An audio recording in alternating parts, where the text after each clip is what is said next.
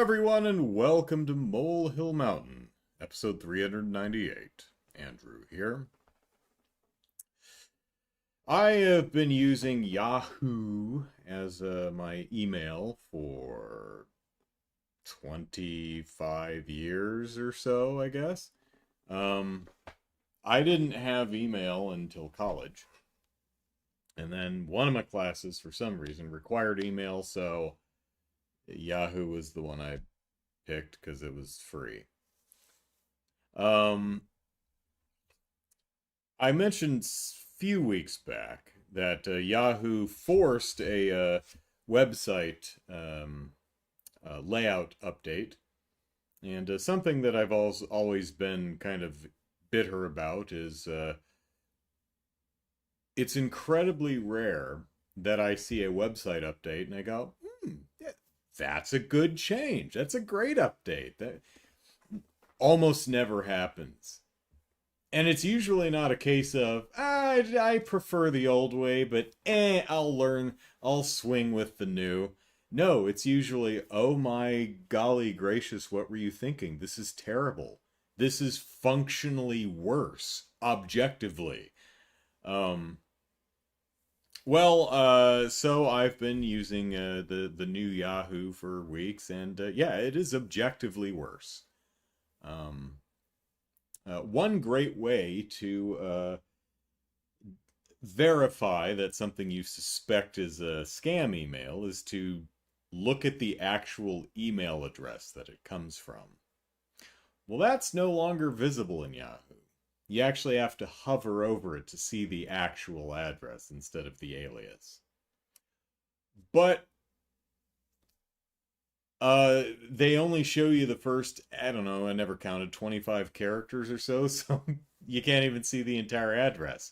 And as far as I can tell, there's no way to actually get the entire address.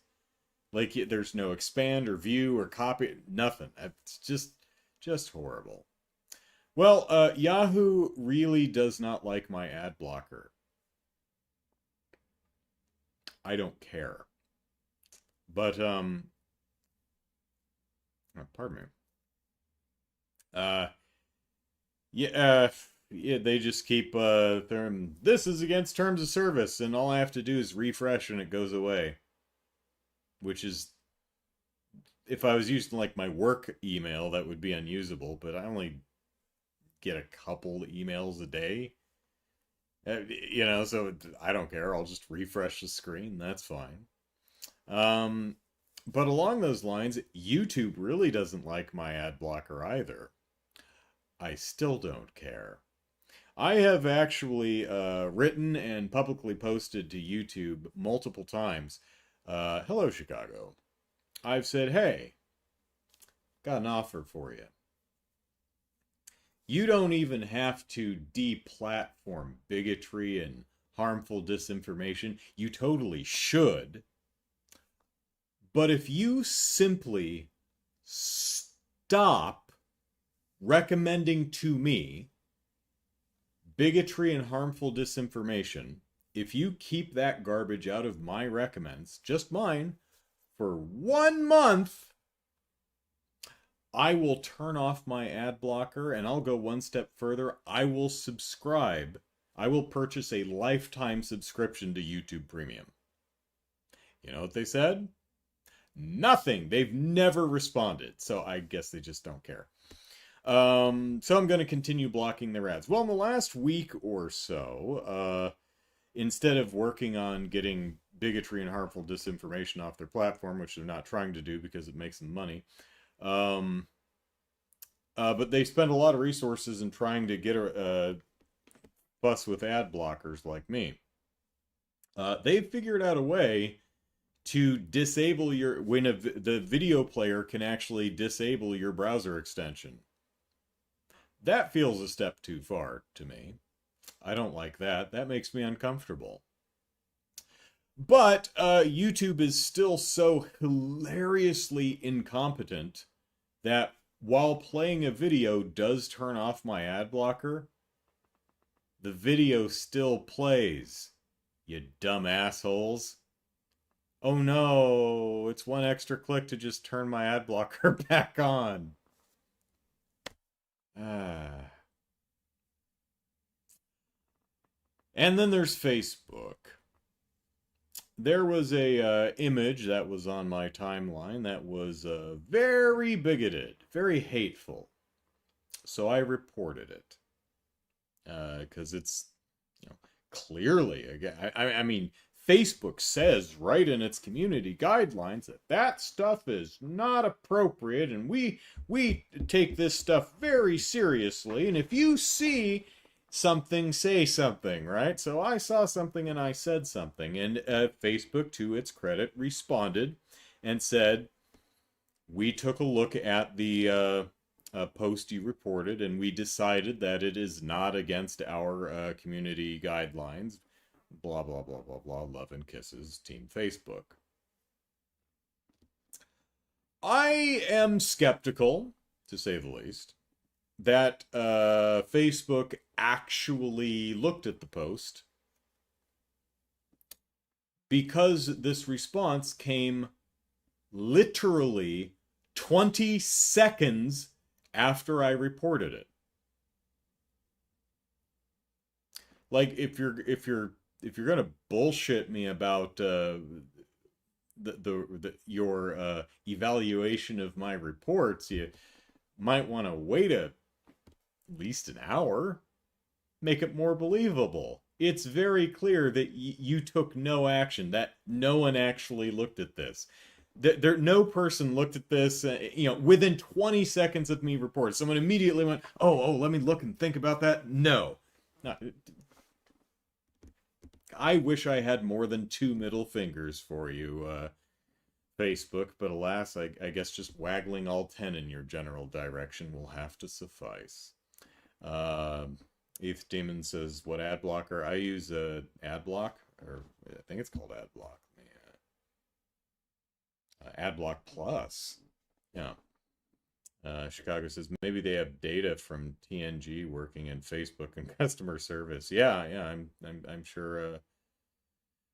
This particular one, I forget what it said, and it doesn't matter, but this one was actually just an image. There was no text. It would have had to, someone would have had to actually, well, I mean, there was text in the image. It was a cartoon, like a news 4-panel comic kind of a thing, and it was very, very disgustingly racist. So I reported it, and 20 seconds later they said, well, this doesn't, it's like, I mean, how do you know? You didn't look at it. But that's not surprising. I've had YouTube, I've appealed, they're like, oh, this goes, they point at one of my videos, this goes against our community guidelines. And I respond to them and I go, oh yeah? Which ones? Oh, well, we can't tell you that. Well, of course you can't, because you don't know. You're lying. Because if you identify one of your rules, I'll just say, oh, really? What part of my video falls afoul of that? Well, we can't. Of course you can't, because you're lying.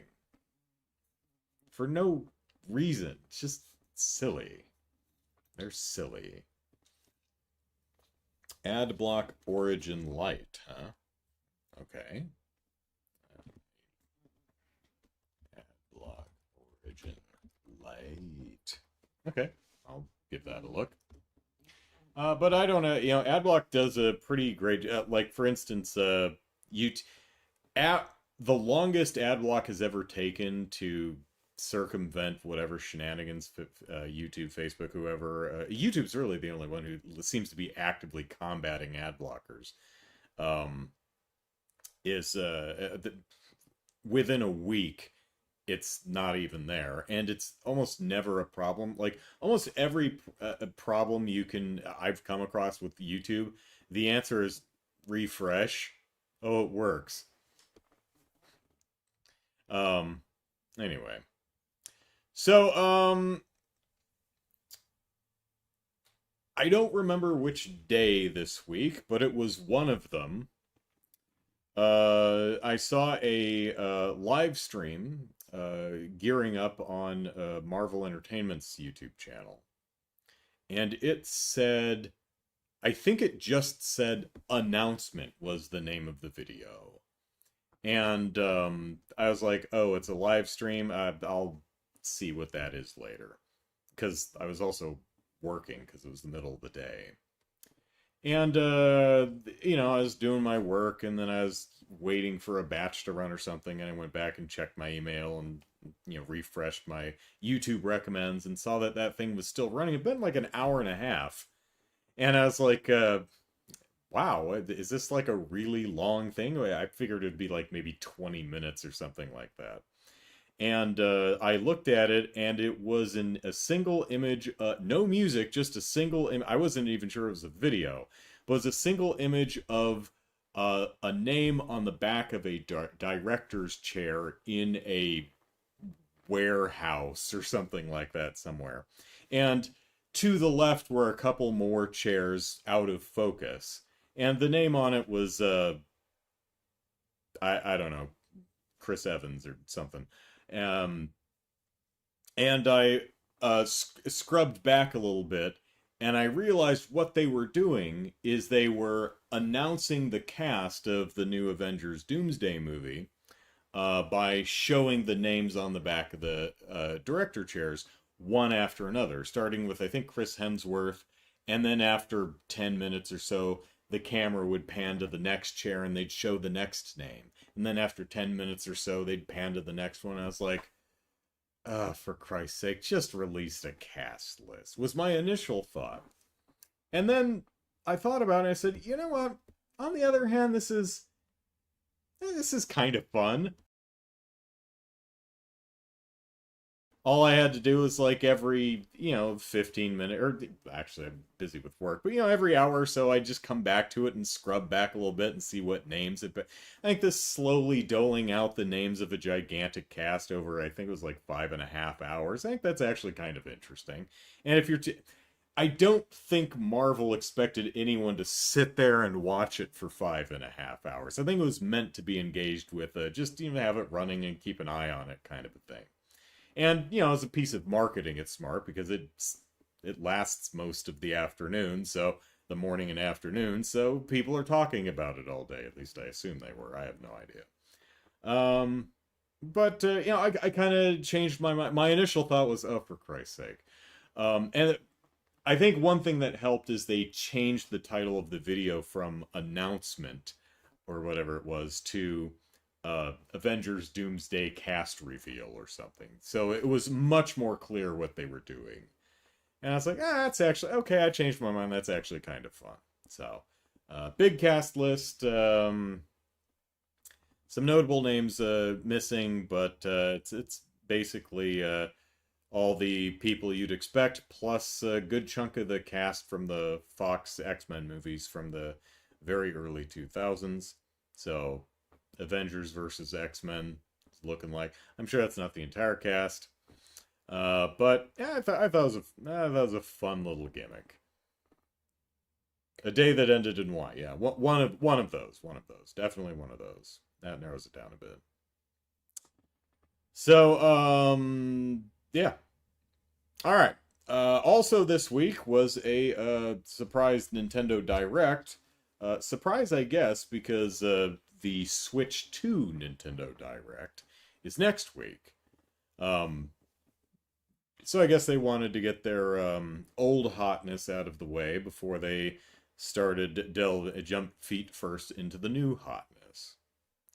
And my takeaways from the Nintendo Direct, which was on another day that ended in Y. I had some vowels and consonants in there, if that helps narrow it down. My takeaway was a lot of the games revealed in the or talked about in the Nintendo Direct had summer release dates. There were a bunch of games that are releasing July 2025 and August 2025. So that leads me to suspect that the Switch 2 is probably going to be a fall release. I've heard some people speculate it's going to be like a June release. That's not impossible, certainly. But it seems less likely because we're getting regular Switch games releasing all the way to the end of summer. Feels like if Switch 2 was actually releasing in early summer, they wouldn't do that, but if it's completely backwards compatible, maybe. Um, but my thought is it's probably going to release in the fall sometime, October, November. Same thing with Metroid Prime 4. Hey, I assume Retro Studios is still alive. That's nice to hear from them after several years of literally absolutely nothing. Like, not even any updates on their website or social media, at least last time I checked. As like, because I've said on this podcast several times, it's like, would someone please go to Austin and do a wellness check on Retro Studios, make sure like a gas leak didn't kill all of them 6 years ago? It's just a bunch of skeletons in the building now.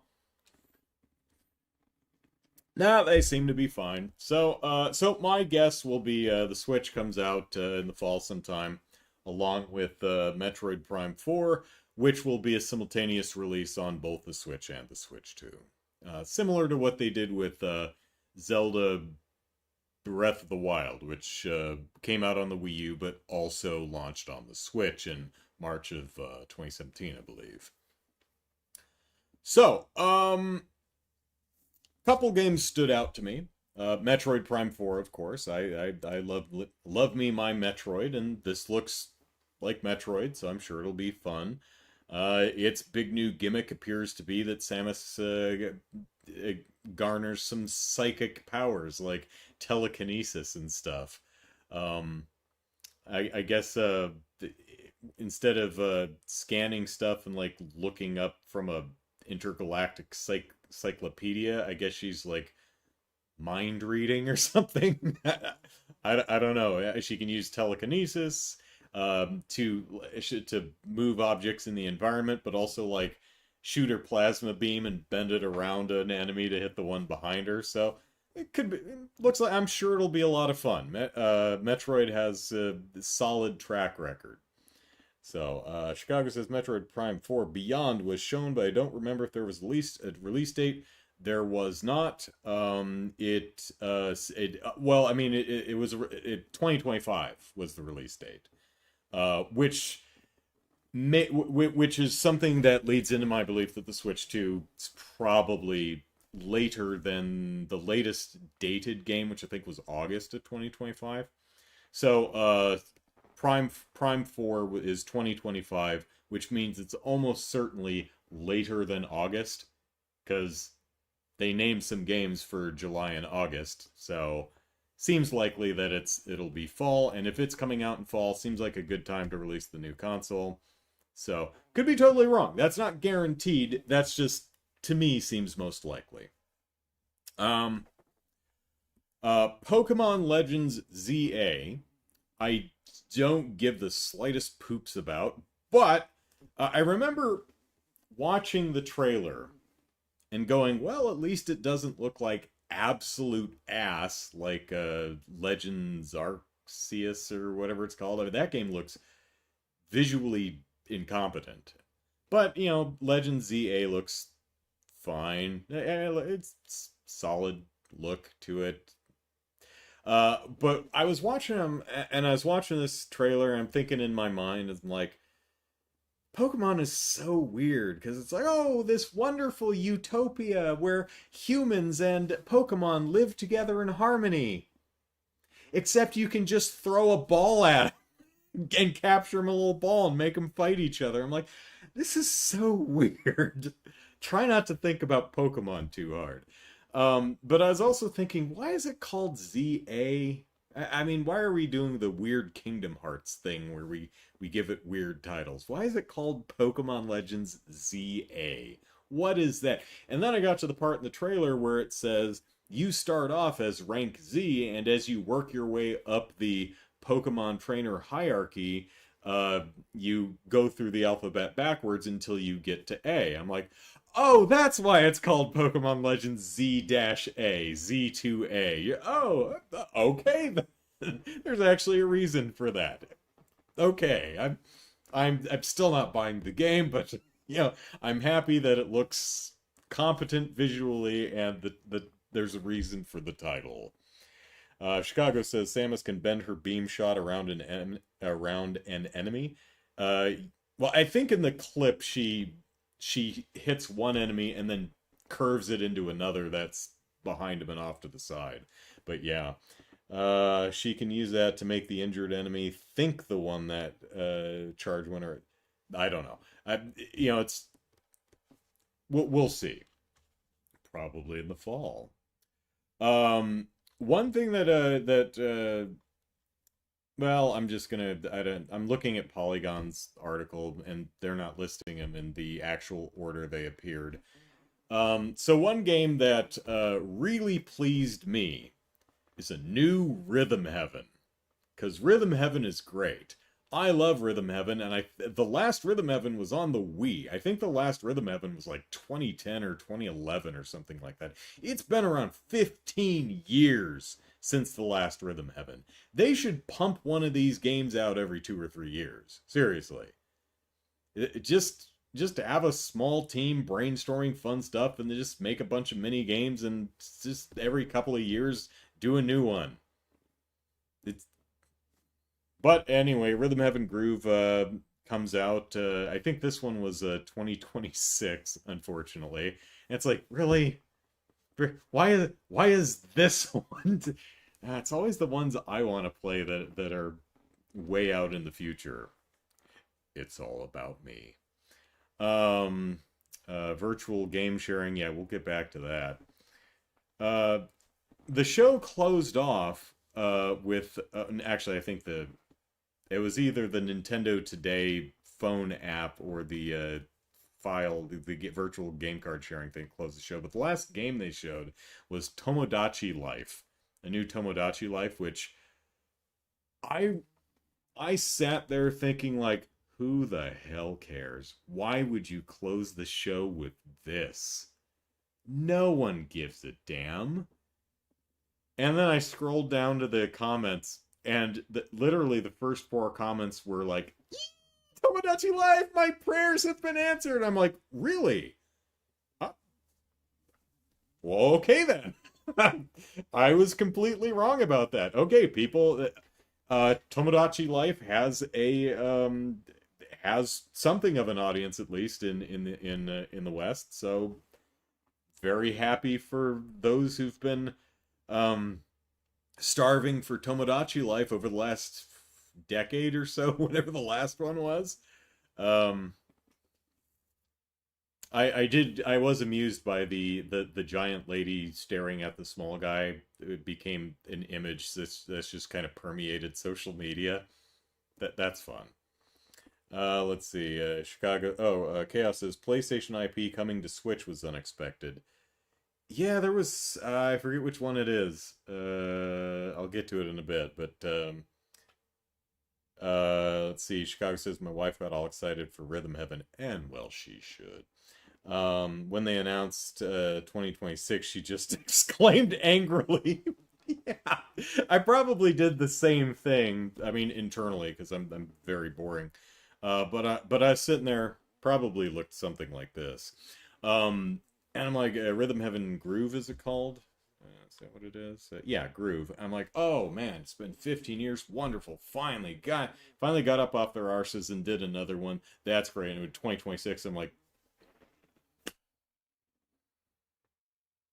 well, that's all right, because I've got plenty of trails. Oh, I saw that there was a trailer for Legend of Heroes Trails Beyond the Horizon.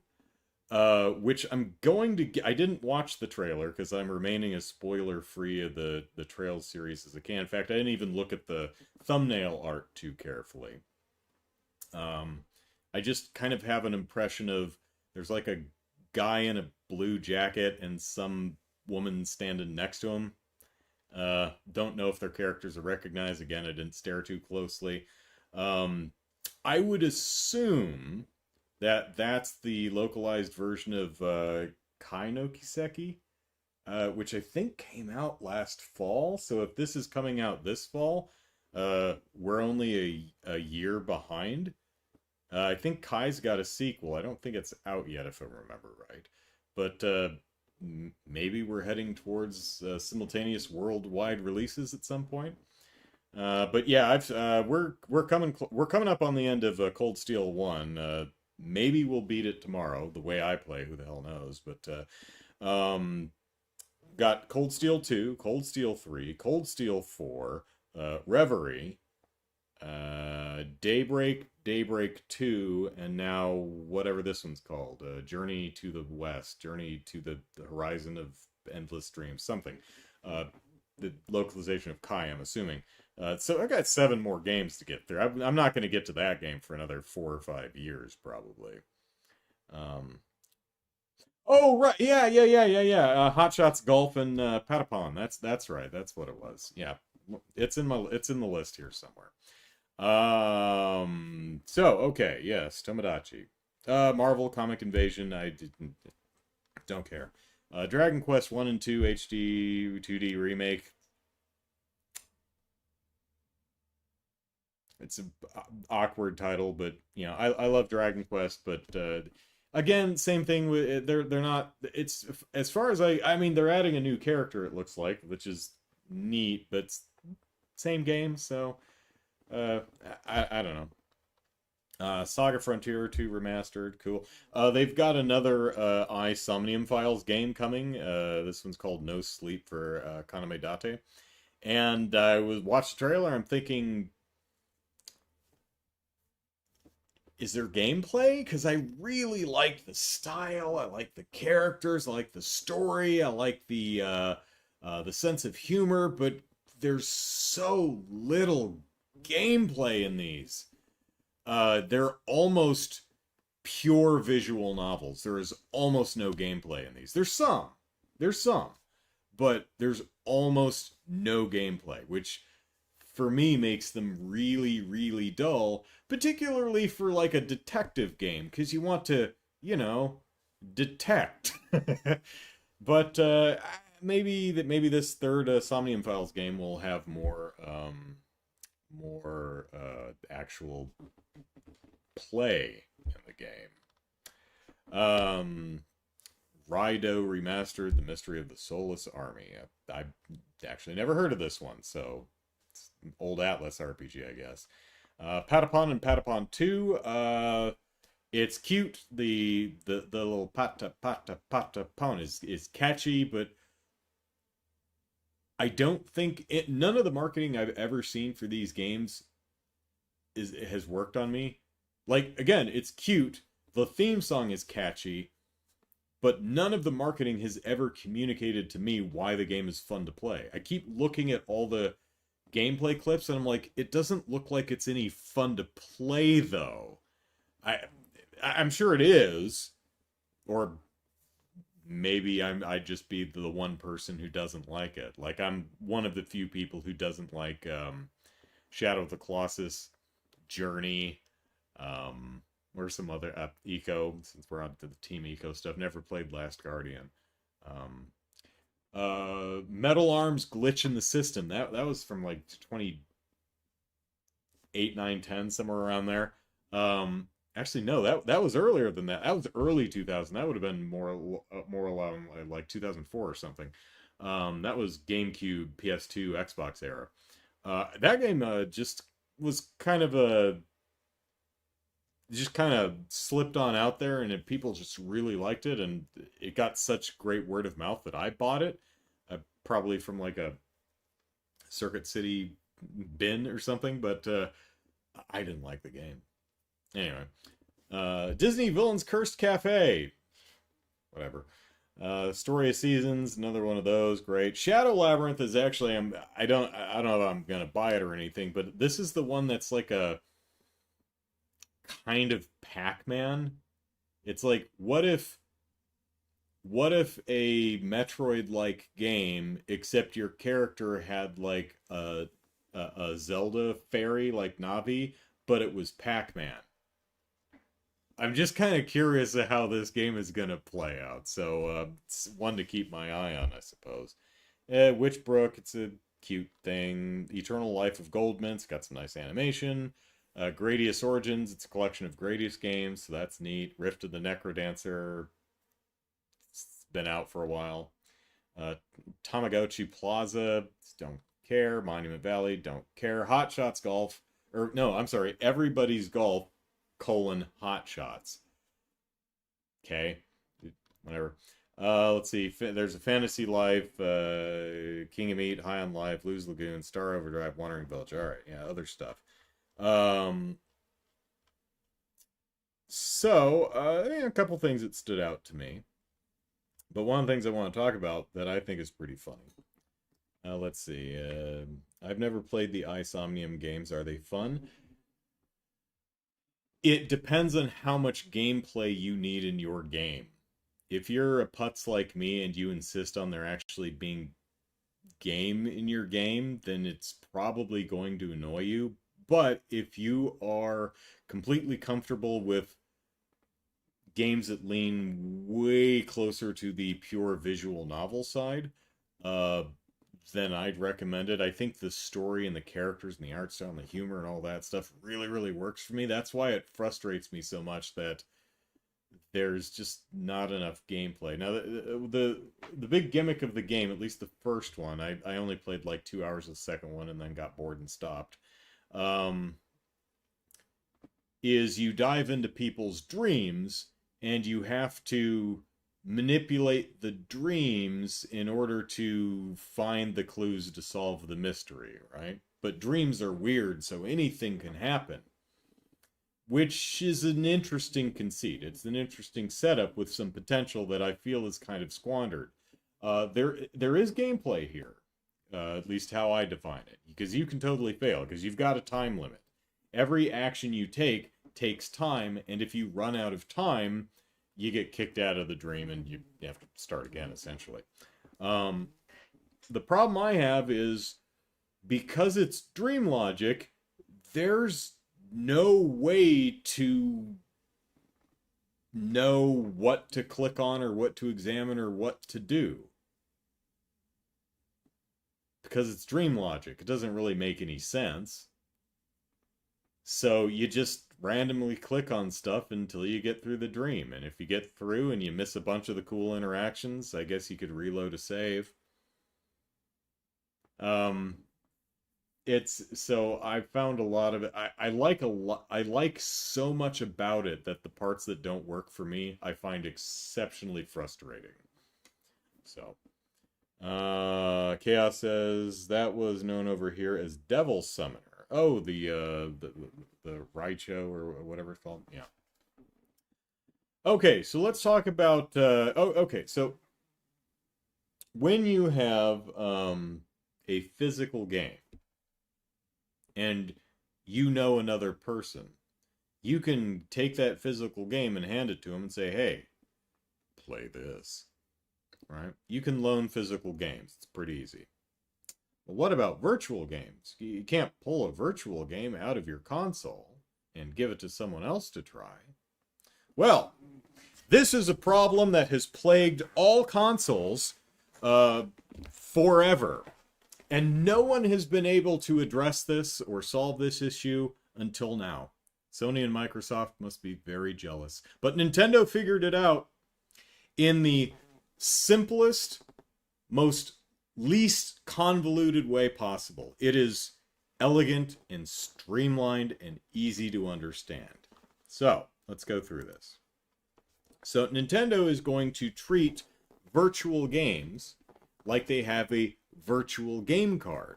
So, all you have to do is remove your virtual game card and hand it to someone else. And they can take that virtual game card and put it in their system and play. Just like you would a physical game card, right? Of course. It's that simple. All you need is 2 Switch systems, and they have to be on the same account, of course, and you can only have 2 systems on one account. So you can only move your virtual games to the other system that you have on your account. And you have to be there, too. Actually, no, the system one, that doesn't use local. You do have to connect to the internet, though. But, and you may think, well, that seems kind of limited. But, You can also share your virtual cards with any of up to I think 7 people on your what is it called, Nintendo account family group, right? So anyone that's in your family group, you can lend out your virtual cards to. It can only be done with a local wireless connection. So it's got to be someone who's in the house or someone you can, physically get to. And for your convenience, it will automatically be returned to you in 14 days. Oh, and they need an internet connection at least the first time they download the game, because the local connection, I'm assuming, is just the permissions key. So now, thanks to Nintendo, we finally have a way to share digital games with each other.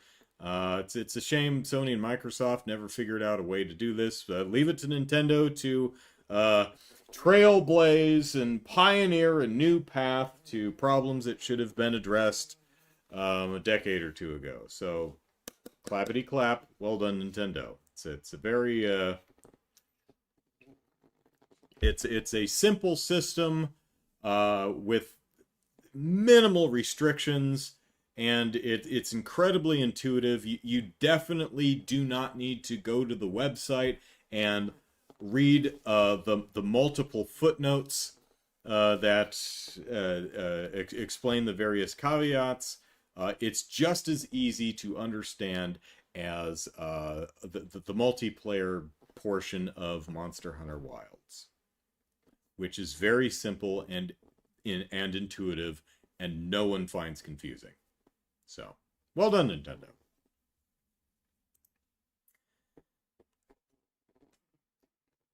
I had a bit of a movie night yesterday. In fact, I watched 3 movies yesterday. I watched The Hitman's Bodyguard,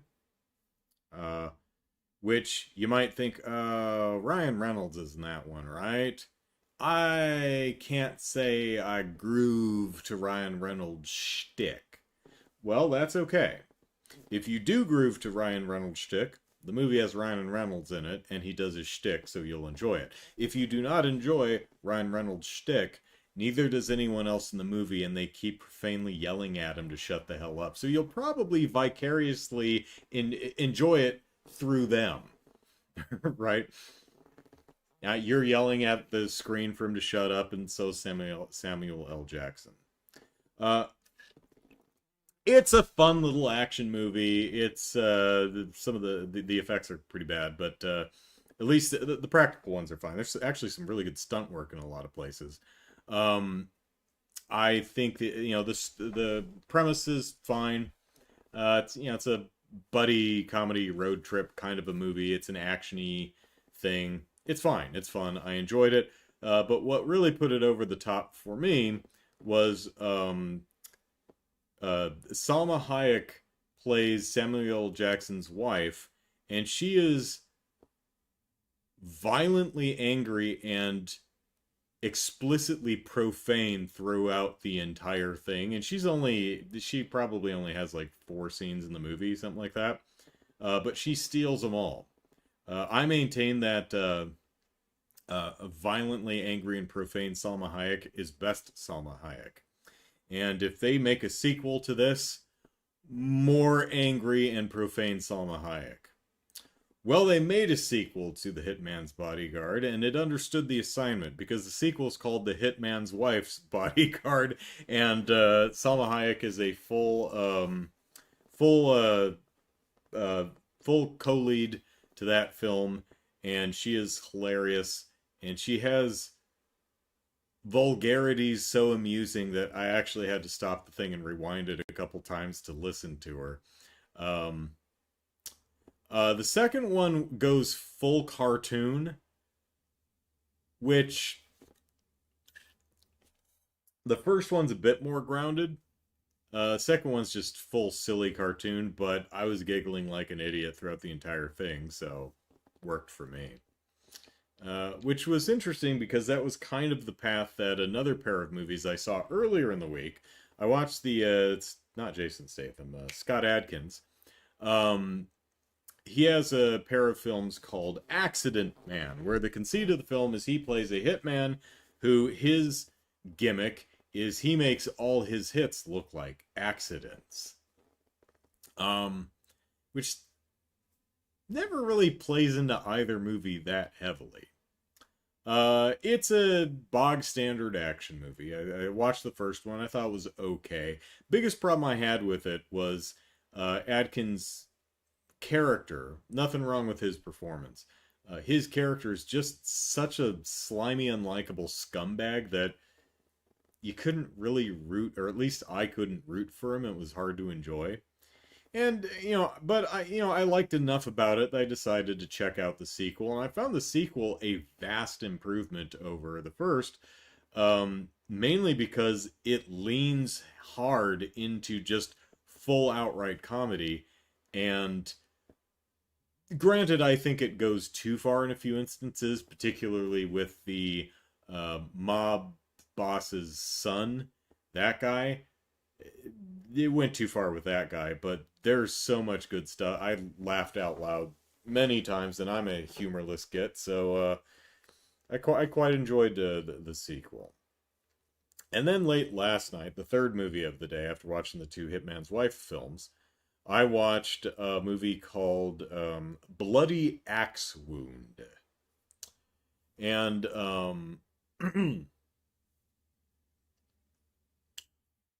here's the premise. The daughter of a slasher, so like, Michael Myers, Jason Voorhees, movie slasher, just terrorizes, camp kids and high school kids and stuff, right? Slasher, all right. Slasher has a daughter. She's going to follow in her father's footsteps, continue on the legacy, enter the family business. So she's gonna do the good old stalk and slaughter a bunch of high school kids. So she goes into the high school, and then she falls for one of her victims. That's a pretty good premise. I like that. The movie's not good, sadly. Not that there's nothing good about it. The performance, some of the performances are solid. Um, there's some really great gore gags throughout the film. And there's some jokes that again made me laugh out loud. There's some genuinely well written, funny stuff in the film. I do think that the film suffers from two major issues. One is I don't think it ever manages to figure out what tone it wants. Is this supposed to be a pure comedy? Or is it a horror comedy? It never seems to figure out exactly how serious the film is. And it just wavers back and forth. It swings too wildly, and I don't think ever finds its footing on the tonal front.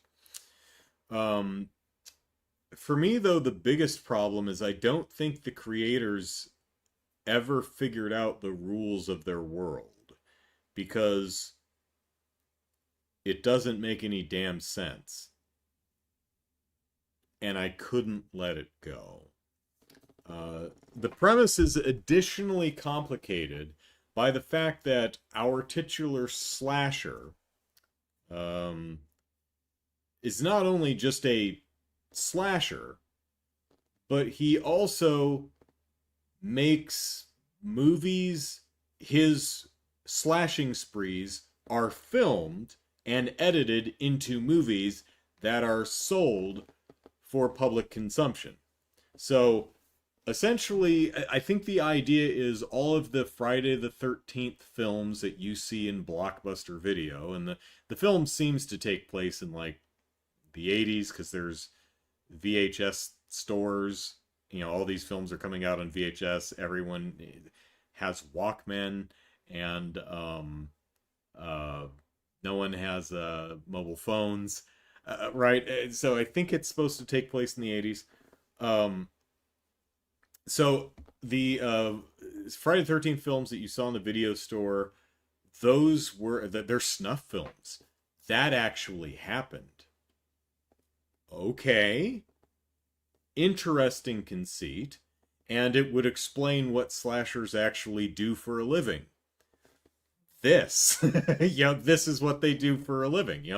They go on their slasher sprees. It becomes a movie, and I guess they get residuals.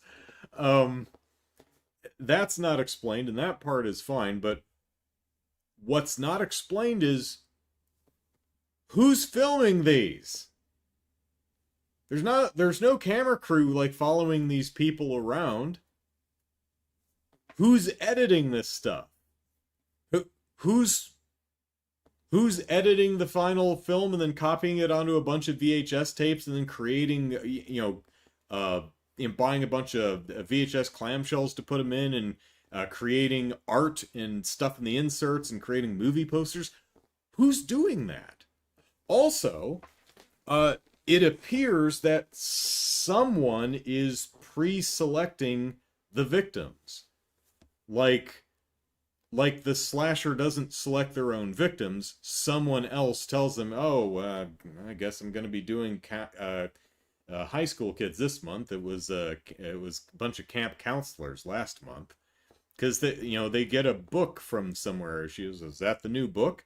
And looks it up, and it's like, "Oh, high school kids again. How original." Where is that coming from? Do the people who live in this town know this? Because it's never actually brought up. I mean, they're aware that they live in a town where slashers exist. Because they're like, man, I've been to like 27 funerals this year for my fellow classmates.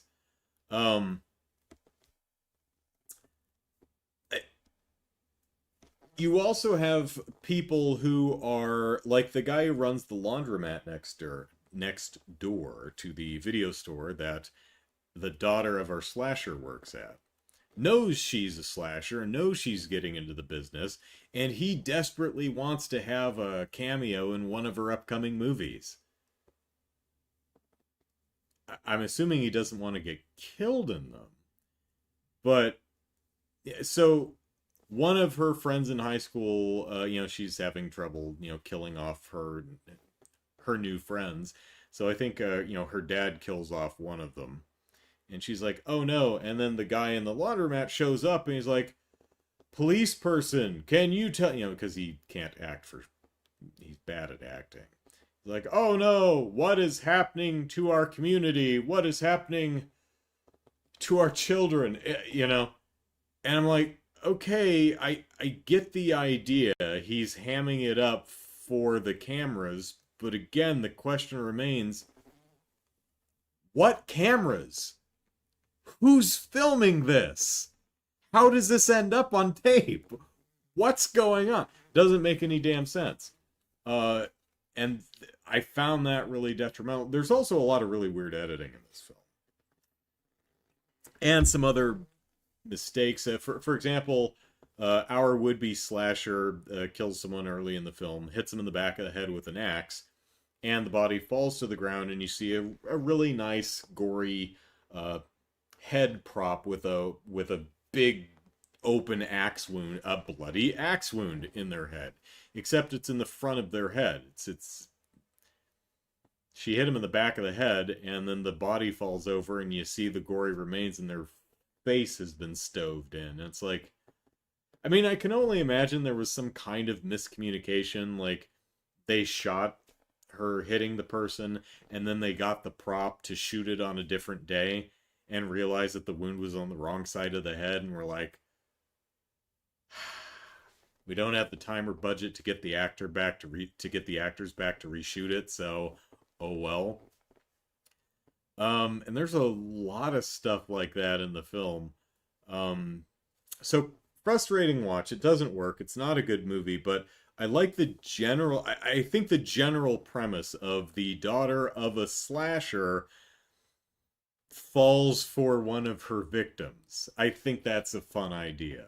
Uh, and I think there's even like some potential with slashers actually make a living by monetizing their sprees by having a camera. Like if you've ever seen Behind the Mask: The Rise of Leslie Vernon. Um, this is about a guy who, a documentary crew who follows around a slasher for a couple weeks as he's prepping for his big slasher spree. And he walks the documentary crew through the philosophy of slashing and how he does all the things he does, all the tricks and gimmicks and tools of the trade.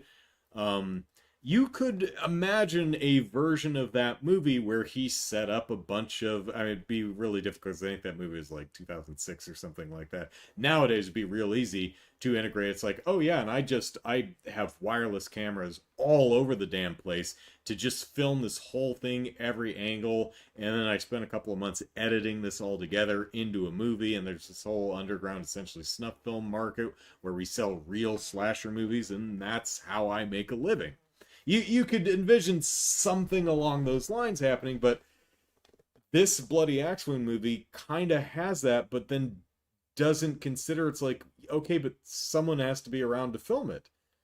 And there doesn't appear to be, but there's a couple supernatural elements, but there's no indication that just, I don't know, somehow slashing events are magically caught on magic film by magic ghosts or something.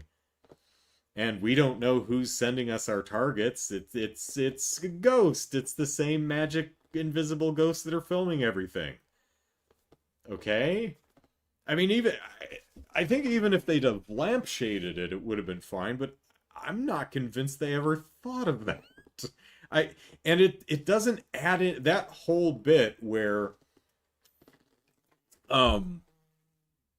the slashing sprees are filmed and sold as movies has absolutely no bearing on the plot in any way whatsoever. In fact, the victim pool don't seem to be aware that, oh, hey, did you notice that the 7 classmates that died last year were all in that movie that came out this past summer? There's nothing like that. You spend, or at least if you're me, you spend so much time trying to figure, it's like, what is going on in the reality of this fictional world? It just doesn't make any damn sense. But again, I like the general premise. I think it has potential. I think most of the lead actors were solid. There were some really strong character moments and comedy beats. Low budget, but a lot of the gore gags were gooey and a lot of fun. So can't say I recommend it because I don't. But I'm not sad I watched it. It's another one of those where you can see so much potential. It's disappointing that it's not better.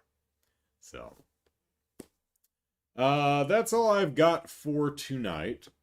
Tomorrow we'll play some more Trails of Cold Steel. Maybe finish that up. No idea.